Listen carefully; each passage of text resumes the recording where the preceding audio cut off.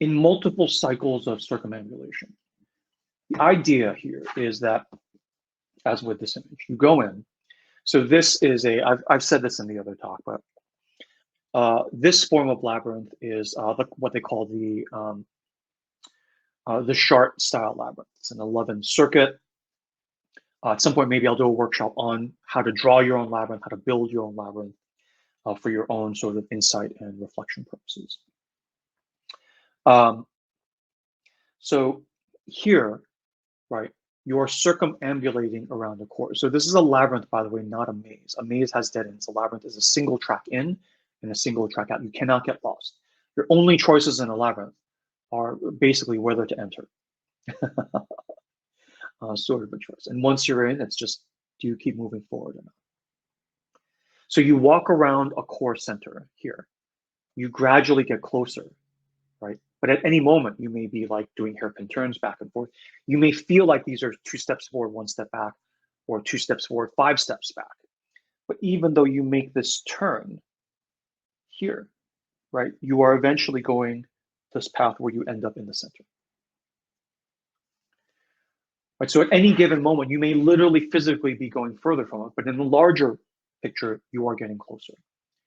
Right, it's like the old saying, all who wander are not lost. You may think you are lost, right? But I would say that all who wander are never lost, right? Because this is not a path in some state park you can go to or church, right? This is a symbol of the shape of your life, right? And then the question is, what is in the center? And in this case, what is in the center is our Minotaur, and we need to go in and do something with it, engage it, rescue it, kill it / transform it, and then it takes another form. But you're not going to just stuff it down and go about your business, right? That's the path of the zombie, the undead, right? Too ill to live and yet unable to die. So anyway, that's why we take the labyrinth as the symbol of circumambulation. When we do retreats and we actually draw, I teach a different style of labyrinth, like actually they call it the Cretan labyrinth, this style of labyrinth, the classical labyrinth. We will draw it on the beach, in the sand, or in the desert, right? And you can enter with a question. And as you reach the center, you may have an answer to the question you're going with, or you may end up with a completely different question, a completely different state of mind. And then from the center belly of the beast, you come back out. And so the idea here is that in a person's life, circumambulation will often revolve also around narrative, right?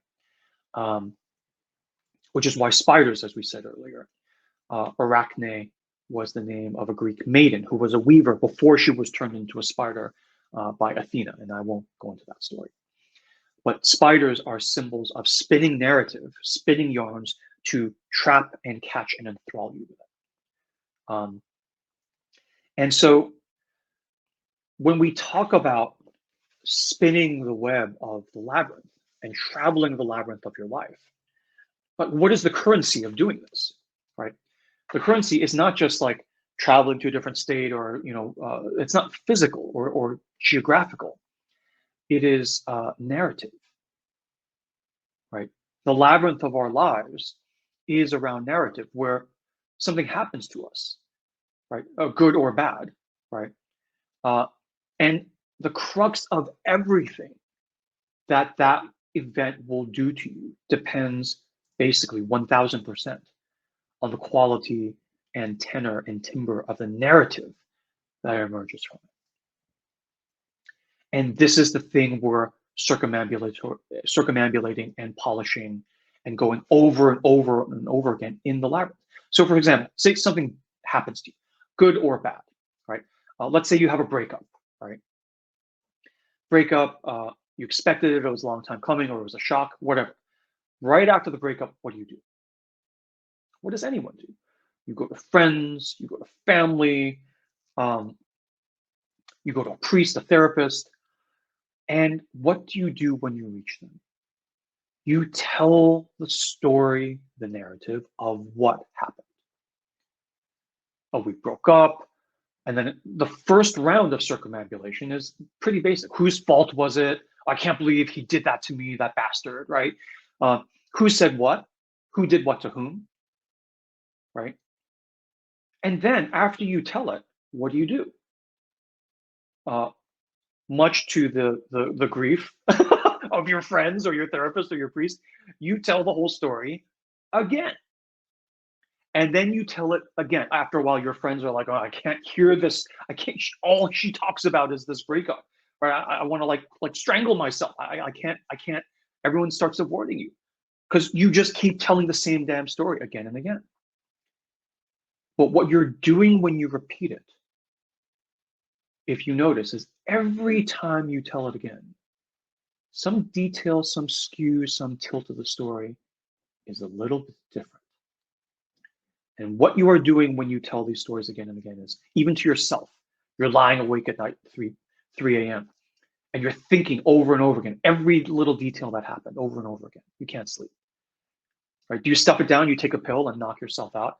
I mean, if you have to get a night or two to catch up, fine. But that process is natural. It is circumambulation. Right? The first couple rounds of the story, let's take this breakup example and bring it forward. He broke up with me, that bastard. A few months later, right, you're still telling a story. Something else has slipped in. Where it's like, yeah, he's still a jerk, but something about me starts to slip in. Right? When you circumambulate about a breakup, it matures, it seasons, right? It ripens somehow. Where by the end of it, yeah, I would never date someone like that again, but it wasn't just him, it was me too. Like I was like this, and I realized, yeah, he did this and it was wrong and everything, but the partner before that had a similar pattern. And the partner before that had a similar pattern, right? And maybe the narrative takes a turn. So all men are like jerks, right? Or it's like, yeah, I mean, maybe, but it's like, there is one commonality across these 3 or 4 people, and that commonality is me. And what is my role in all of this, right? Because he may be a jerk, but I chose him, right? Why did I choose him, and this guy, right? It's just a question, right? And so the point is, you tell the story a bazillion times. It's not a circle; it's a spiral. Every time you tell it, it gets deeper and deeper and deeper. It is circumambulatory. It is not linear. You don't get to that point in the narrative from A to B.